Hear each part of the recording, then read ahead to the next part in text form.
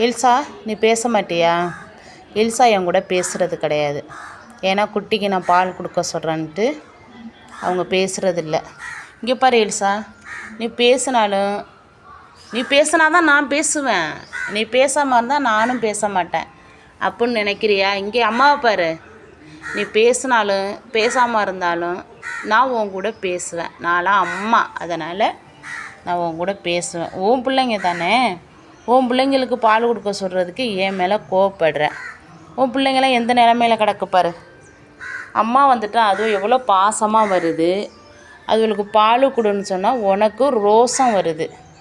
என்ன பண்ணுறது? பால் கொடுன்னு சொன்னால் என் கூட நீ பேச மாட்டாங்கிற, தலையை தொங்க போட்டுக்கிட்டு இருக்க. நீ பேசினாலும் பேசாமல் இருந்தாலும் நான் உன்னைய வளர்த்துட்டேன். நான் உனக்கு அம்மா, அதனால் நான் பேசி தான் ஆவேன். நீ பேசாமல் இருந்தாலும் பரவாயில்ல. பிடிச்சா லைக் பண்ணுங்கள், நம்ம சேனலை சப்ஸ்கிரைப் பண்ணுங்கள்.